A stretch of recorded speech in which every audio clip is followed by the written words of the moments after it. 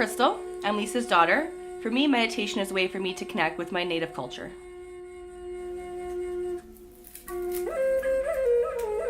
For me, what my mom does is a great gift. I love that she can help people move forward and move on, that she connects people with her loved ones. I think what she does is something amazing.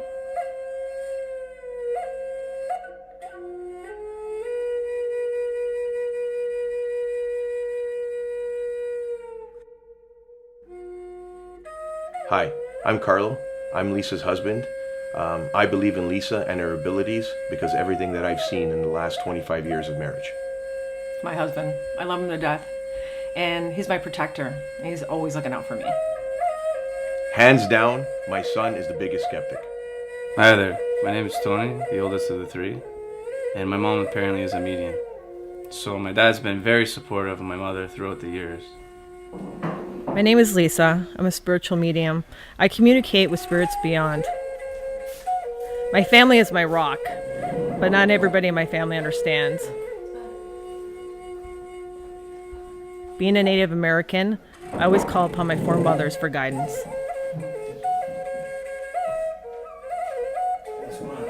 My name's Rob. I've seen my mom's gift firsthand, which makes me a believer.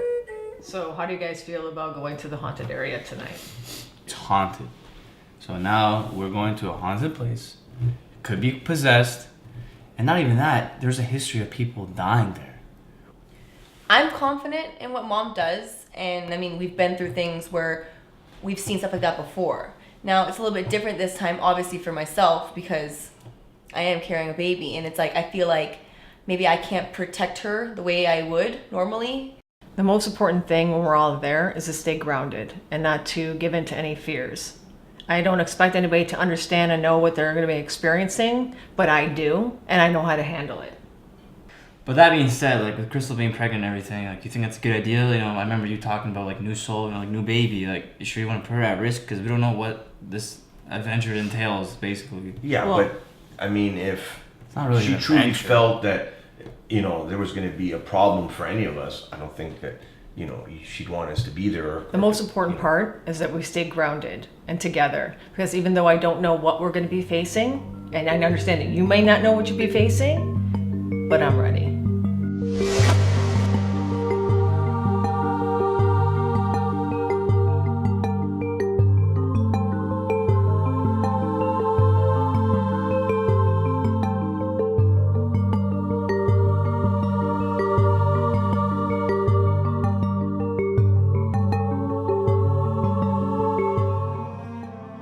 I'm ready for tonight because I'm blessed and know that I'm well grounded and my native mothers will be around me.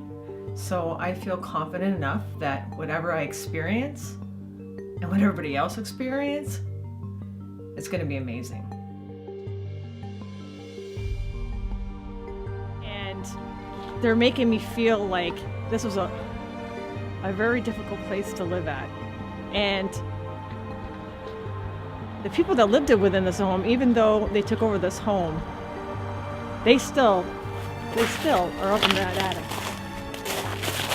Oh, yeah. Okay, so I could tell you that the gentleman died in that house, and I'm telling you there's slavery that was here as well, because they're just walking around the house. Now, I want you to tell me, because I know nothing about this house, if anything that I just told you is relevant. It is relevant because in 1850 they developed the Fugitive Slave Act over in the States. So all the people that had fled to freedom, if you watch that movie 12 Years a Slave or what, but all the people that fled to freedom to the northern states weren't safe anymore because bounty hunters could come up to the north and drag them back down to the south. So between the years of 1850 and 1863, right up until emancipation, we had thousands of people coming over the Canadian border.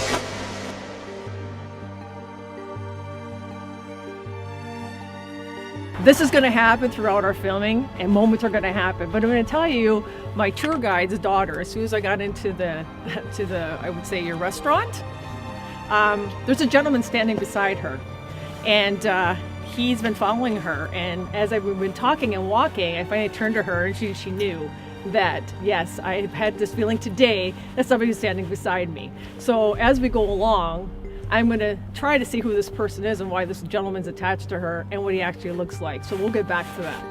I wonder if it's maybe my grandfather. I have a grandfather who passed 2 years ago. But I've only met him once, so I'm not certain, but I would think so. I don't know many people who have passed, men especially, yeah.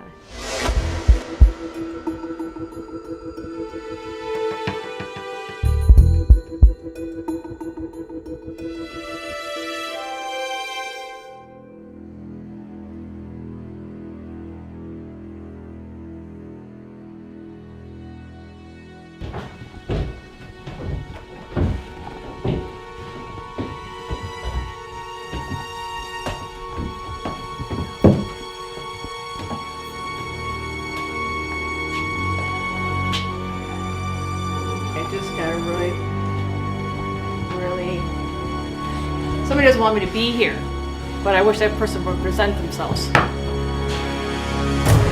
Just put it. Is there somebody back there?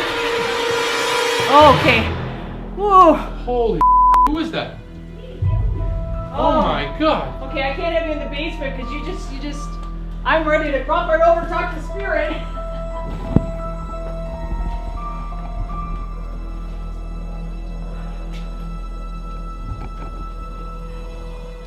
There's a female down here, okay, and she's got a cocky attitude. And behind this door, there's a door over here that I can't get into, okay, but she makes me feel like she passed away down here, and she's behind that wall. She keeps going behind this door.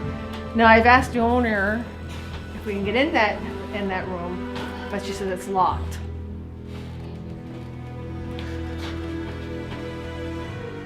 She said she didn't, she's telling me that she didn't, everybody thinks that I killed myself. I didn't kill myself. She has an attitude. And she's like, you know, I was pushed down the stairs and I was just left here. And she made wine here. She was like, that was her thing, red wine. And this woman, okay, I hope we find a picture of her, but she has dark hair, dark eyes, and she used to have like almost like a bouffant kind of, you know, with a bun on the top. And she's and she's got the Victorian looking, it's rag, I was just gonna say, slow it down. Rag, like, but she's on me. She's really on me right now. So give me a minute. But she's just making me feel nauseous and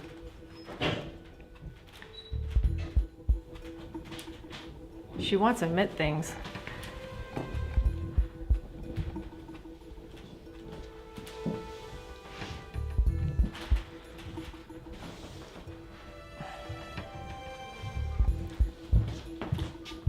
She's sorry for a lot of things. She's sorry for a lot of things, and her character and the way she was, and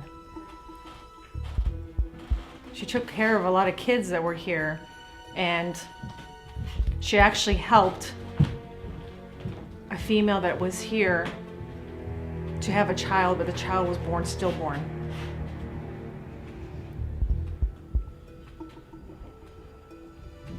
Who pushed her? And why did they leave her? Who? She says Mary. Why did they leave Marry her. She was. She's a bitch. Mary's a Yeah. Like they were like, because she was such this I'm in control and I feel like she's making me feel like I was in control, I ran this and you know what? And Mary was trying to take over and she could push me downstairs. I broke my neck and all she remembers is being left here. Who found her? She's not telling me who found her. She still feels like that's why she's still here. Like I was left here.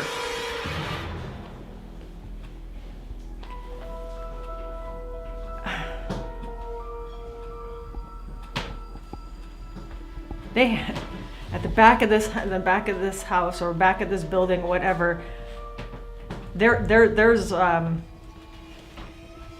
baby buried back here, a stillborn baby. And she can't forgive herself for that. There's a lot of death here. A lot of death.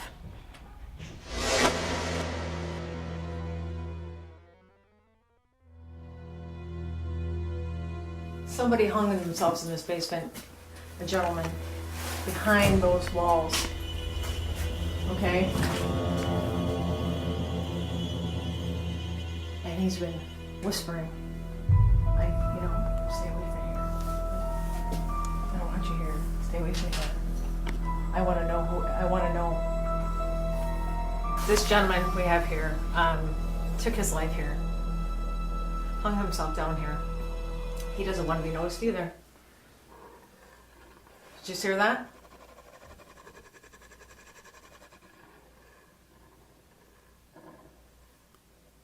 Describe the sound. As soon as you take the light away, it comes forward. And as soon as you bring the light back over there, he pushes back.